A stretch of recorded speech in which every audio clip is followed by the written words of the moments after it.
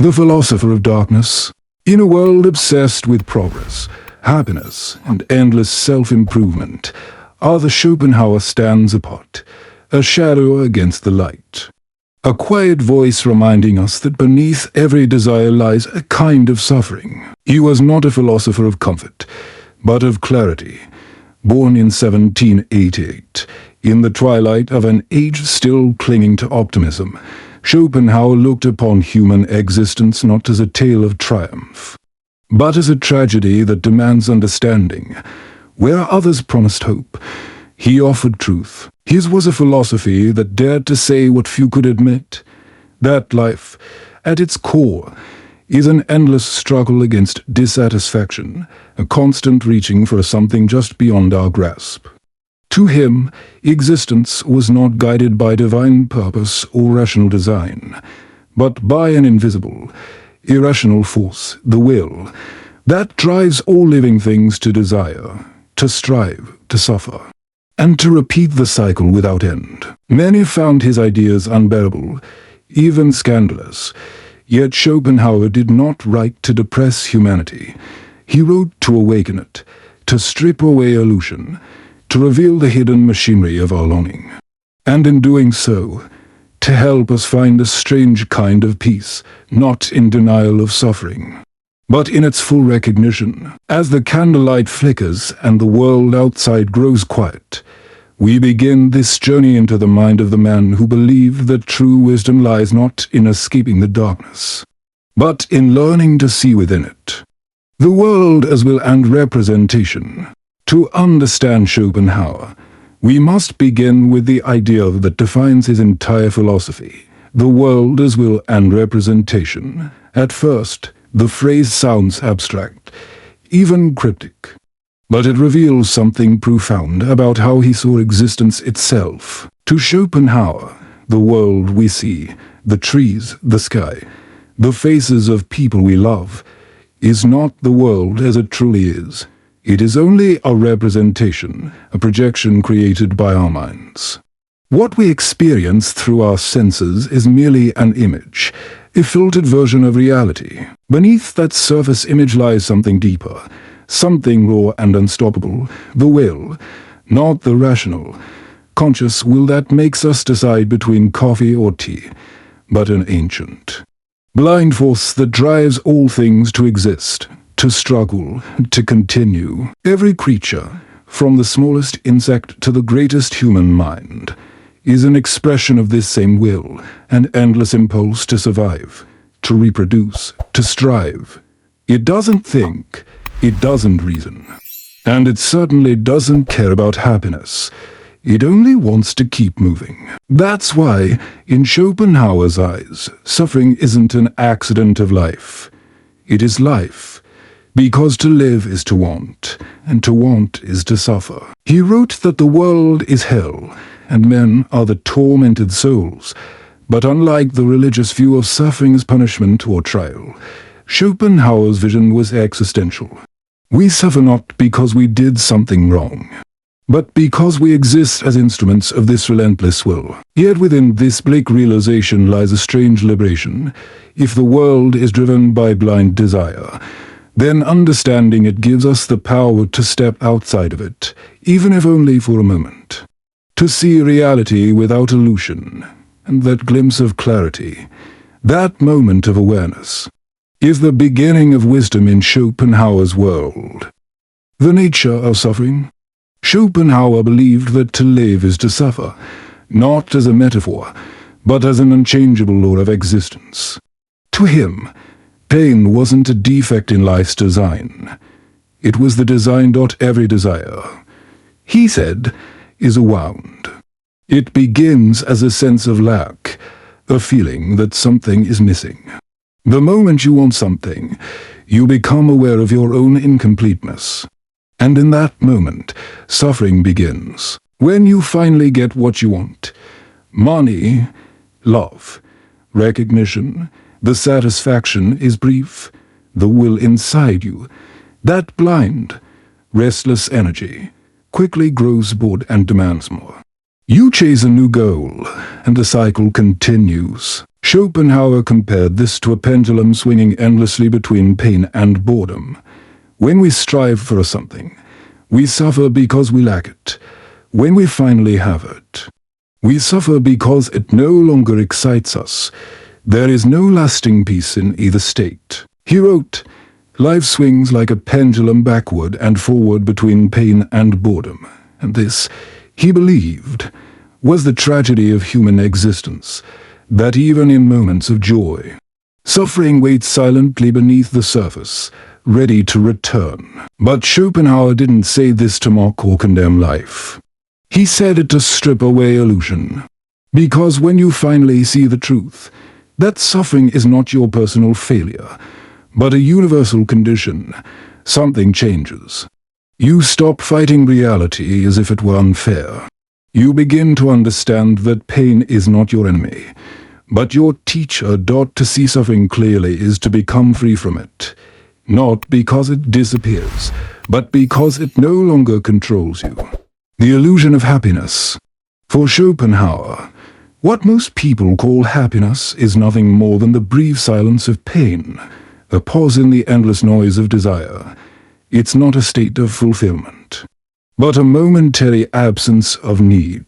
Think about the last time you felt joy. Perhaps it was achieving something, buying something, or being with someone you love. For a moment, the ache of wanting stopped. You felt whole.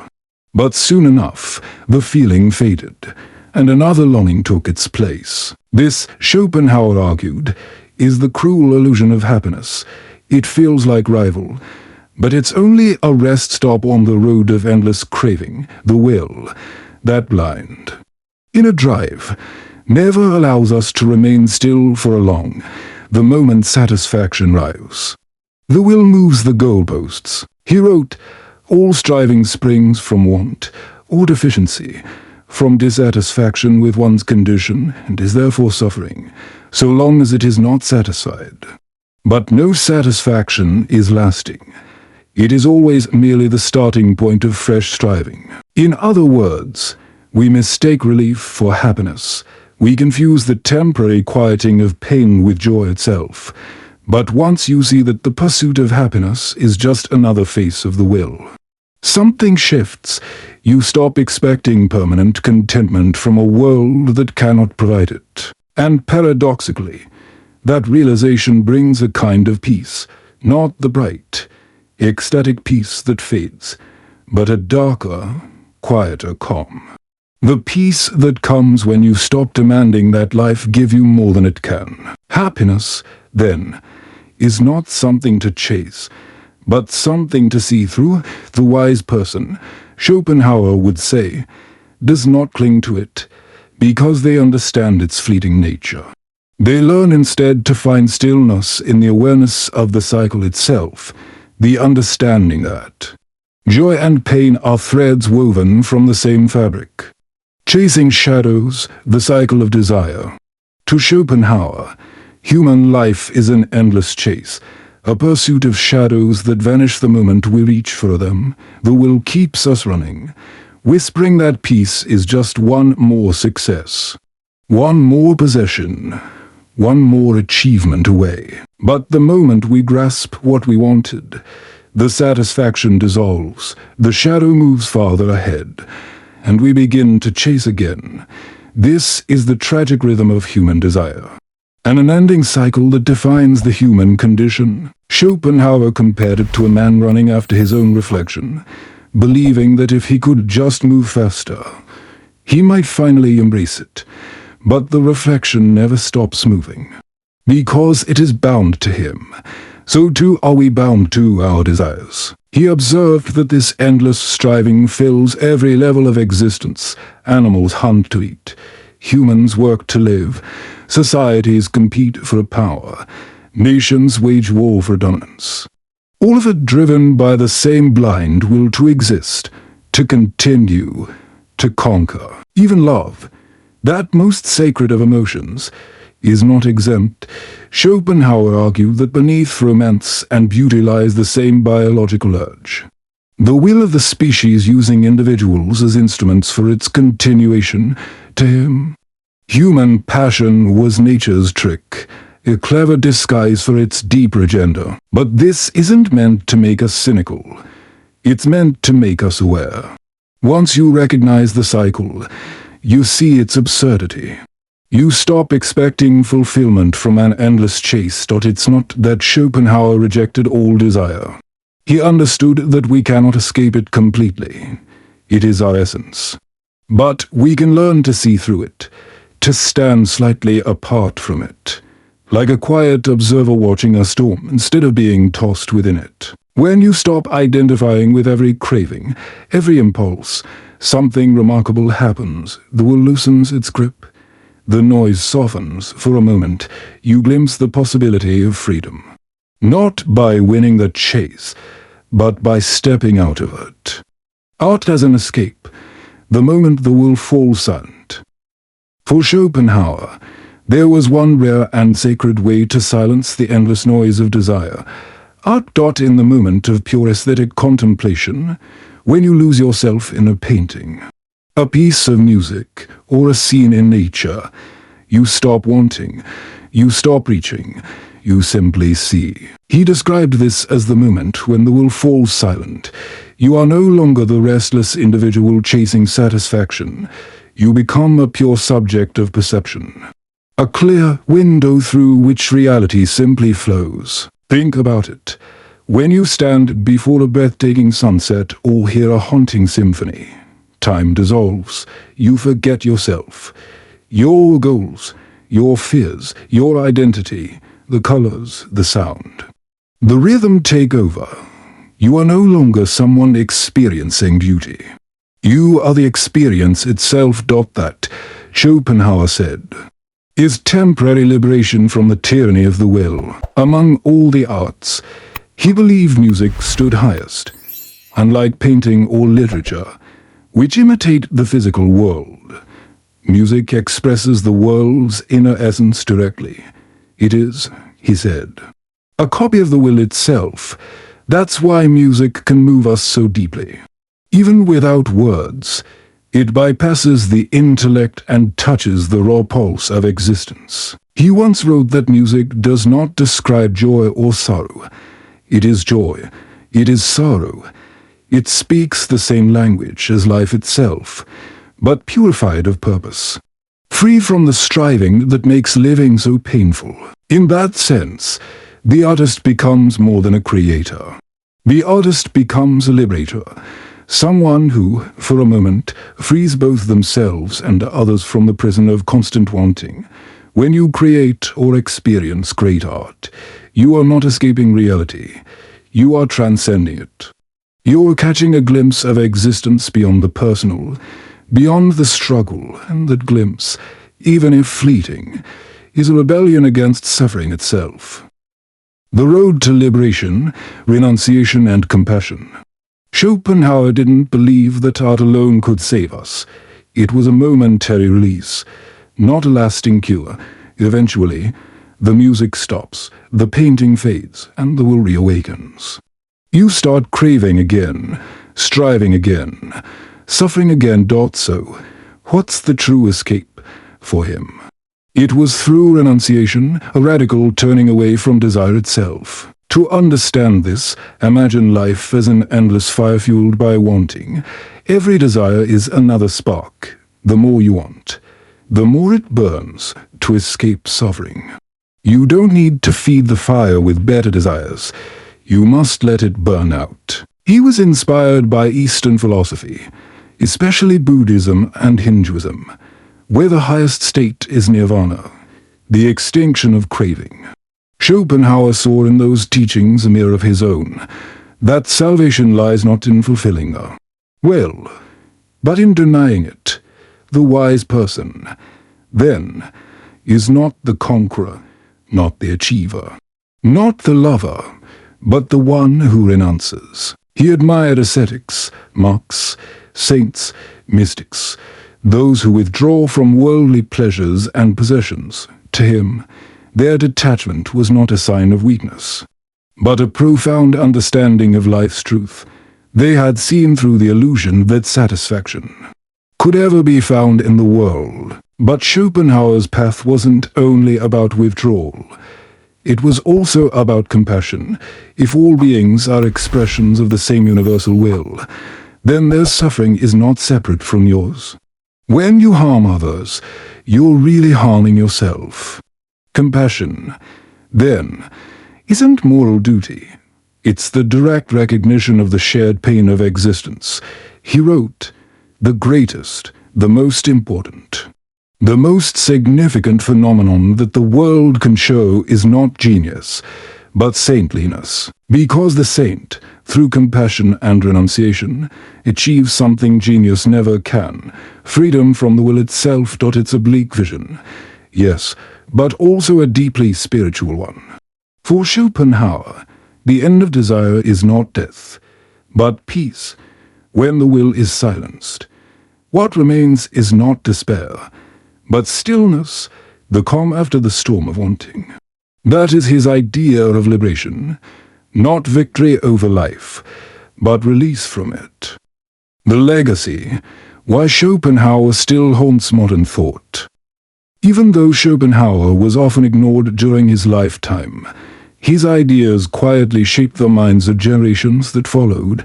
His pessimism, his insight into desire, and his vision of the will left fingerprints on philosophy, psychology, literature, and even art. Friedrich Nietzsche himself began as an admirer. Before charting his own path, Nietzsche wrestled with Schopenhauer's darkness, borrowing the insights about suffering and the will, only to transform them into a philosophy of affirmation rather than renunciation, yet without Schopenhauer, Nietzsche might never have confronted the abyss with such intensity. Sigmund Freud also drew from him the recognition of unconscious drives, the tension between desire and satisfaction, the hidden currents beneath human behavior. Psychoanalysis, in many ways, was a secular continuation of Schopenhauer's insights into the human will. Artists, writers, and composers felt his influence too. Wagner, Mahler, and Tolstoy were inspired by his vision of suffering and beauty intertwined. The very act of capturing human tragedy in art owes a debt to the philosopher who dared to describe the world as it truly is, a place of relentless striving and ephemeral relief. Schopenhauer's legacy persists because his philosophy is timeless. Desire, suffering, the search for meaning, these are universal, eternal truths, and in recognizing them, we find both terror and comfort. Terror, because life cannot be escaped. Comfort, because understanding life's machinery allows us to navigate it with wisdom. He haunts modern thought not because he was negative, but because he was brutally honest. In a world addicted to optimism and distraction, Schopenhauer reminds us that darkness is real. Suffering is unavoidable, and yet, through awareness, art, compassion, and renunciation, there exists a quiet path to serenity, the peace within the pain. Schopenhauer's philosophy may feel heavy, even daunting, but within its darkness lies a subtle, profound serenity. To understand suffering is not to surrender to despair, but to awaken to reality. To see the endless cycle of desire clearly is not to condemn life, but to step outside it, even if only briefly, and find freedom in observation. True peace, he taught, is not found in achieving, acquiring, or fulfilling every craving. It is found in letting go, in recognizing the will for what it is, in understanding that suffering is not personal but universal. We can release the endless tension that binds us. Art, music, compassion, and renunciation become tools for this liberation. They are windows through which the mind can glimpse life without the constant pull of desire, even for a moment. They offer a refuge, a silence where the will does not dictate, where suffering is acknowledged but not amplified, and where the soul can rest. And so, as you listen to these truths, allow yourself to sink into stillness. Let the rhythm of your breath, the quiet of the night, and the understanding of life's nature carry you into calm. Life's suffering remains, but it no longer owns you. You are free. if only in your awareness. To witness existence without being swept away by it. Sleep now, with the knowledge that within the inevitability of suffering lies the possibility of inner peace, quiet, profound, and enduring, and when morning comes, rise with clarity, acceptance, and the gentle wisdom of one who has faced the shadows and found serenity within them. Finding quiet amid suffering. Arthur Schopenhauer's vision of life is stark, unflinching, and relentless. Suffering is unavoidable. Desire is endless. And the will governs all living things without concern for comfort or happiness. Yet within this darkness lies a path to peace, not the bright, fleeting joy we chase, but a quiet, enduring serenity that comes from understanding, by observing life without illusion, by recognizing the endless cycle of desire, and by embracing tools like art, compassion, and renunciation, we step outside the tyranny of the will. In this awareness, suffering loses its absolute power over us. We may still feel, we may still endure, but we are no longer slaves to it. The true liberation Schopenhauer offers is subtle. It is not in triumph, not in conquest, not in victory, but in the calm acceptance of life's nature. It is a peace that comes from seeing reality clearly, understanding its rhythms, and learning to rest within them. As you let these reflections settle, know that darkness is not something to fear. It is a teacher. Through it, we discover depth, clarity, and even comfort. Sleep now, with the quiet wisdom that the mind can rest, even in a world driven by desire. And when you awaken, carry with you the insight that serenity is found not in fleeing life, but in understanding it.